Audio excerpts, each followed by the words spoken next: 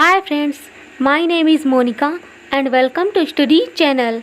हमारे आज के विचार हैं, ज्ञान बांटने से बढ़ता है, संचय करने से नहीं। बुद्धिमान व्यक्ति की ये एक पहचान होती है। Good morning. तो इसी थॉट के साथ हमारा आज का वीडियो हम शुरू करते हैं। तो सबसे पहले जिन लोगों ने इस चैनल को सब्सक्राइब नहीं किया है वो लोग कर लें। तो आज का टॉपिक है हमारा न्यू एजुकेशन पॉलिसी, नई शिक्षा नीति। इसके बारे में हम बात करते हैं, जो कि अभी अभी बनाई गई है जल्द ही। तो सबसे पहले जानते हैं कि ये होती क्या है, नई शिक्षा नीति क्या है। तो नई शिक्षा नीति 1986 की शिक्षा नीति की जगह पर लागू की गई है। नई शिक्षा नीति 2020 के अंदर 3 साल से 18 साल तक के बच्चों को शिक्षा का अधिकार कानून 2009 के अंदर रखा गया है। नई शिक्षा नीति का उद्देश्य सभी छात्रों को उच्च शिक्षा प्रदान करना है। ये बात हो गई कि ये होती क्या है। अब आ जाते हैं इसके बारे में जान लेते हैं पॉइंट के माध्यम से। तो पहला पॉइंट है हमारा, नई शिक्षा नीति की घोषणा साथ ही मानव संसाधन प्रबंधन मंत्रालय का नाम बदलकर शिक्षा मंत्रालय कर दिया गया है। नई शिक्षा नीति के अनुसार अब एचआरडी मंत्रालय को शिक्षा मंत्रालय कहा जाएगा। अगला पॉइंट है, इसका उद्देश्य 2030 तक स्कूली शिक्षा में 100% जीईआर के साथ पूर्व विद्यालय से माध्यमिक स्तर तक शिक्षा को सार्वभौमिक बनाने का लक्ष्य है। फिर अगला पॉइंट है, 12 साल की स्कूली शिक्षा और 3 साल की आंगनवाड़ी या प्री स्कूलिंग के साथ नया स्कूली पाठ्यक्रम शुरू होगा। वो क्या है, 5+3+3+4 ये शुरू होगा।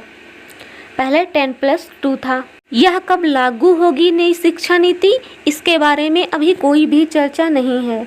अभी इसके बारे में कोई भी तिथि निर्धारित नहीं की गई है। फिर अगला पॉइंट है, 2040 तक सभी उच्च शिक्षा संस्थान का उद्देश्य बहुविषयक संस्थान बनाना होगा। फिर है उच्च शिक्षा में बदलाव। इसके बदलाव क्या हुए हैं, इसके पॉइंट हैं, देखते हैं। उच्च शिक्षा में मल्टीपल एंट्री और एग्जिट का विकल्प होगा। फिर 5 साल के कोर्स एमफिल में छूट होगी। अगला है, कॉलेजों के एक्रेडिटेशन के आधार पर ऑटोनॉमी होगी। फिर मटरिंग के लिए राष्ट्रीय मिशन होगा। हायर एजुकेशन के लिए एक ही रेगुलेटर होगा। लीगल एवं मेडिकल एजुकेशन शामिल नहीं होंगे। सरकारी और प्राइवेट शिक्षा मानक समान होगा। नेशनल रिसर्च फाउंडेशन NRF की स्थापना होगी। फिर है, शिक्षा में तकनीकी को बढ़ावा मिलेगा। दिव्यांगनों के लिए शिक्षा में बदलाव होंगे।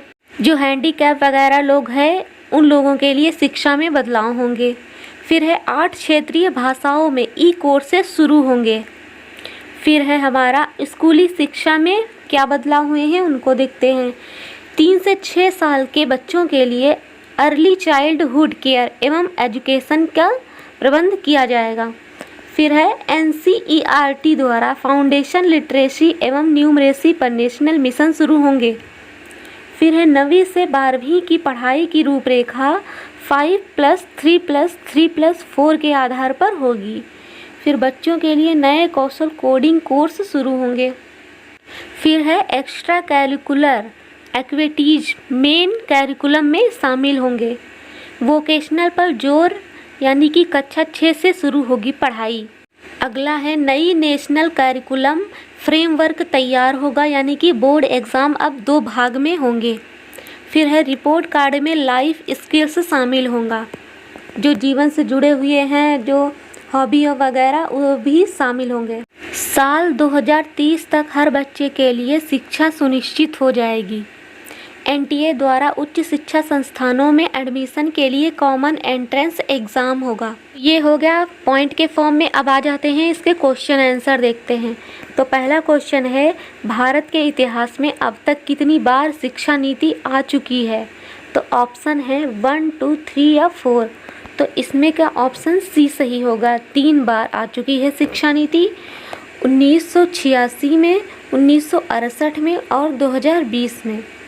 पहले 68 में आई, फिर 86 में आई, फिर अब 2020 में आई है। 1968 में इंदिरा गांधी के समय आई थी।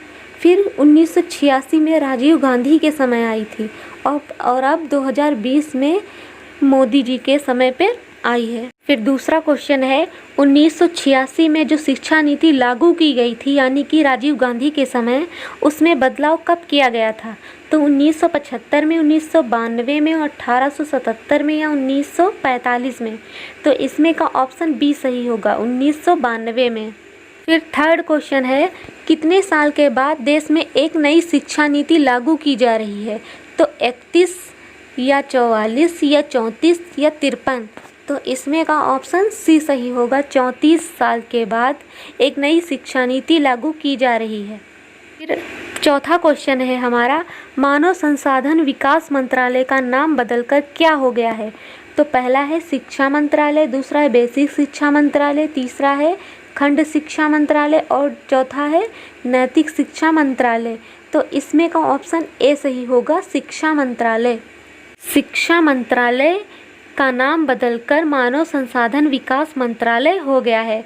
अब पांचवा क्वेश्चन देखते हैं, किसकी अध्यक्षता में विशेषज्ञों की एक समिति ने नई शिक्षा नीति 2020 का मसौदा तैयार किया था? तो पहला है के कस्तूरीरंगन, दूसरा है एम कस्तूरीरंगन, तीसरा है आर कस्तूरीरंगन, चौथा है जे कस्तूरीरंगन। तो इसमें का ऑप्शन पहला सही होगा, के कस्तूरीरंगन की अध्यक्षता में विशेषज्ञों की एक समिति ने नई शिक्षा नीति 2020 का मसौदा तैयार किया था। फिर छठा क्वेश्चन है, नई शिक्षा नीति में किस कक्षा तक मातृभाषा स्थानीय या क्षेत्रीय भाषा में पढ़ाई का माध्यम रखने की बात कही है? तो 2, 9, 6 या 5? तो इसमें का ऑप्शन डी सही होगा, 5 कक्षा तक मातृभाषा स्थानीय या क्षेत्रीय भाषा में पढ़ाई का माध्यम रखने की बात कही गई है।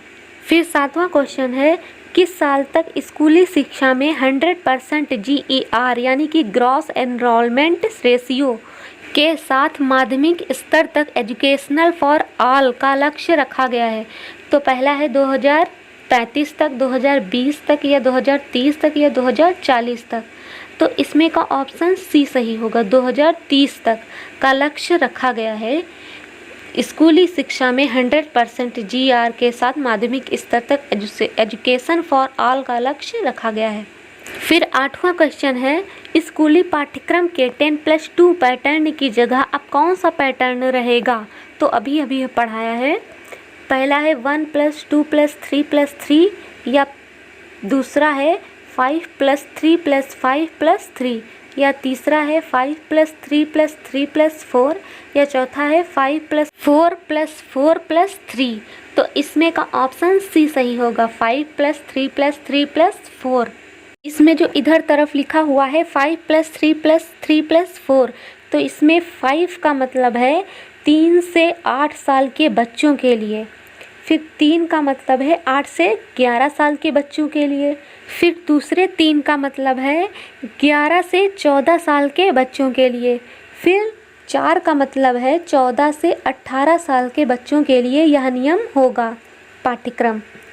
फिर जो 5 लिखा है वो पहले प्राइमरी स्तर के बच्चों के लिए होगा, प्राइमरी कक्षा, फिर कक्षा 1 और 2, ये टोटल प्राइमरी 1 और 2 ये आएंगे 5 में।